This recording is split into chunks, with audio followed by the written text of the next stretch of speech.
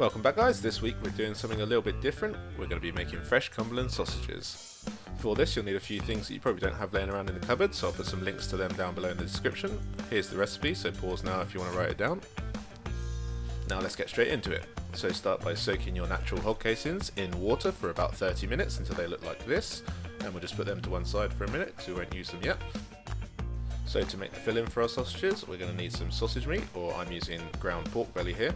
To that we're going to add some dried sage, salt, oregano or marjoram, some dried sage, and finally some freshly grated nutmeg.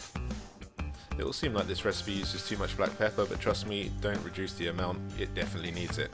Anyway, mix up your sausage meat until it looks like this.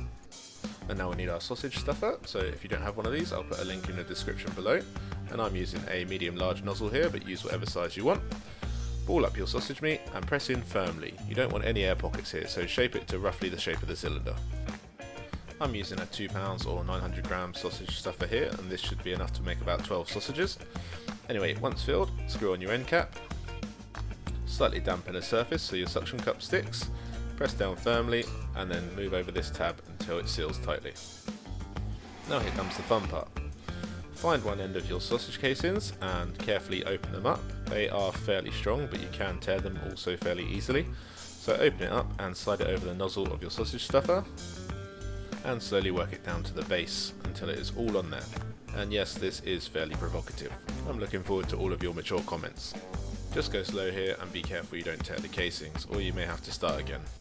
So once it's all on, slowly start to turn the handle to expel any excess air. And then you'll want to just keep going at a constant speed the entire time to make sure the sausage comes out at a consistent rate and you don't get any wider or thinner spots. Also, if you go too fast, you're likely to tear the casing, and again you'll have to start over. Once you have a foot or so of sausage out, you want to wet the surface you're using, and that'll just help it slide around and stop it from getting bunched up. Anyway, like I said, keep turning that handle at a consistent speed until all of your sausage meat is used up. And now just cut off the sausage casings, leaving a couple of inches spare. Now we're just going to pretty these up a little bit. You can see I've got an air pocket here, but not to worry. We're just going to run the whole thing through our finger and our thumb until all of the air is pushed out one end. Also, if you have any casings left over when you finish making your sausages, don't throw them away, because you can just resalt them and leave them in your cupboard for next time. Okay, so now we've got all the air out of our sausages, we can just tie off each end with a double knot, just like this. Now to turn these into individual sausage links, it's really easy. Just find the length you want, pinch and twist.